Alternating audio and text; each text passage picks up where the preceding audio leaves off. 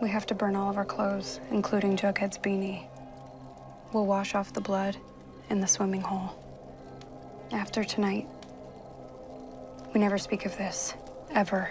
Our love for Archie comics got us here. Only this time it isn't about crushes and dresses, but murder and lust. Ever since the first season hit our screens in 2017, fans haven't looked back, and all through 5 seasons. Viewers have been hooked with every mystery that unfolds and every twist, turn, and cliffhanger the show has had. Riverdale is a series built on secrets, and new secrets are introduced in every season. Between Veronica Lodge, Archie Andrews, Betty Cooper, and Jughead Jones, there are countless secrets and mysteries, but there are other underlying secrets about the show that you do not know about. Good thing is, that is about to change. Before we get into this video, don't forget to subscribe and turn on your notifications so you don't miss anything we post. Today, we're going to reveal shocking dark secrets about Riverdale. First, let us take a step back into Season 1, Episode 11, to Riverdale and back again. In this episode, we find out that Betty had a secret lover. Alice and Hal Cooper had a blowout argument at their high school prom. In the finale, Alice opens up to Betty and tells her that the fight was over the fact that she was pregnant at the time. This is a huge secret about the Cooper family relation. Hal wanted Alice to get an abortion because they were not ready for the child and he was not exactly sure if the baby was his. But she kept the baby and gave birth to a little boy. The child was put up for adoption. For months, we were made to believe that Chick Cooper was Betty Cooper's long-lost adopted brother, but Chick was just an imposter. And Alice's real son was Charles Smith, who went to Cooper's family house, but was turned away by Alice because she didn't recognize who he was. Up next, did you know that Cole Sprouse and Camila Mendes had something in common before meeting on the set of Riverdale? Long before they starred in the show together, Cole and Camila both attended the same college, New York University. At that time, the co-stars did not know each other and they had never talked, but Camila did have a few interactions with Cole's twin brother, Dylan Sprouse. In a magazine interview, Camila said, "I saw him around and there was a time when we had class in the same building, so I would always see him outside. I would see him at parties sometimes and I always kind of randomly talked to his brother, but I never got a chance to talk to him because he was more to himself." Next up, KJ Apa proved to his fans why he was a worthy actor. While filming the finale of the first season, KJ Apa reportedly broke his hand. In the final moment, Cheryl Blossom had attempted to take her life by drowning, and she would have shared the same fate as her brother Jason, but thanks to Archie, her life was saved. He repeatedly punched through a slab of ice in order to rescue Cheryl from drowning in the freezing water below. After that intense scene, we all saw the blood stains on Archie's hand, but it was supposed to be part of the show. Sadly, it was real and he had to wear a cast on the hand all through. His performance was praised by fans and many people were moved and surprised that he actually broke his hand while filming such an emotional scene. In an interview with TV Line, he said, "That was a gnarly day of shooting. I'll tell you that much. I wasn't really punching the ice, but I got a little bit too excited. I was punching a foam mat that was sitting on the ice. It was cold, so I didn't really feel it. It wasn't until 20 minutes after that I realized I broke my hand and I didn't tell anyone." Next is, not everyone auditioned for the roles they now play. Let's start with Madelaine Petsch. We have all come to love Cheryl Blossom, but did you know that Madelaine actually read for the role of Betty Cooper? After she was brought in by the casting directors, she looked exactly like Cheryl Blossom. According to her, the whole production had a certain vision of Cheryl Blossom, and there she was, the exact replica. She was not the only one on the show who got cast for a different role. Cole Sprouse also had a different role. Sprouse had grown attached to his weirdo character of Jughead Jones, but he didn't exactly pick that first. He said he was initially turned off by the script, and he was not interested in taking a role in Riverdale. These days, it might seem impossible to imagine Sprouse as Archie. None of the other cast members would have portrayed Jughead Jones better than Cole Sprouse. In an interview with Collider, he said, "It was funny, I was given Archie to read at first. Before I auditioned, there was a scene that he does with Jughead, and I wasn't too familiar with the characters at that point, so I read up on Jughead and I was thinking, oh, I really like Jughead. I thought it was a really interesting character." Cole Sprouse is a former child star, and it's a thing with producers to give lead roles to the most famous cast members to take starring roles, but KJ Apa, who came to the auditions with a bleached head, was surely the right man to play Archie Andrews. Up next, speaking of bleaching heads, KJ Apa made a huge impression at his auditions. We all know he isn't a natural redhead, but he showed up with a bleached redhead, and the show's production liked his idea. When he got cast to play Archie Andrews, the actor had his eyebrows bleached along with his hair. Eventually, he had to stop because it was painful. In an interview with Vulture, he said, "They ended up bleaching my eyebrows and I had 2 holes. They burnt into my skin. I was like, oh my, we have to sort this out." Luckily, I haven't had that again, but yeah, it was pretty gnarly. So if you've watched recent seasons and wondered why Archie no longer has red eyebrows, there you have it. Next up, we all remember the 3rd season cliffhanger, right? Well, if you don't, here's a recap. Betty Cooper, Archie Andrews, and Veronica Lodge were standing around a fire while covered in blood, and they burned their clothes. Now, if you recall, Jughead wasn't in that scene and fans assumed he was probably dead. Well, here's what happened. It turns out that the only reason why the scene played out that way was because Cole Sprouse was too cold to film in his underwear. KJ Apa said in an interview with TV Line, the only reason why that scene happened was because Cole was cold that night. And Lili Reinhart added, it was scripted for all 4 of us and he was like, I don't want to do it. So he didn't. The point is, that cliffhanger wouldn't have happened if Sprouse didn't feel cold, and the writers must have seen it as a huge opportunity to keep the fans in the dark. Besides, what could be more dramatic than ending a season with a major cliffhanger? Next up, this may not sound like a shocking secret, but it will surely keep you wondering. All through the 1st season, Jughead had wore only one beanie. He took to his Reddit account to answer questions that his fans had on the series, and luckily, someone asked about the beanie. He replied, same one, still smells like the mane and tail. We did get another one at the end of the season, but it was stolen when I placed it on a lunch table in the scene where Cheryl slapped Jughead. Liked that one too, had longer prongs, got some new ones this season. I just have one question. Was it stolen by someone on the filming crew, or what? Oh well, the good thing is he has other beanies now. Up next, the relationship between Lili Reinhart and Madelaine Amick has seemed to grow beyond on-screen mother and daughter, as the two might have a lot more in common than you think. Heads up, there will be just one question on your mind after hearing this. What are the odds? The 2 actresses have the same exact tattoo of an arrow. I mean, it is one thing to have an arrow tattoo, but to have it in the exact same spot? Now it just gets more surprising, but here is where it becomes mind-blowing. Both Reinhart and Amick got the tattoo done by the exact same tattoo artist.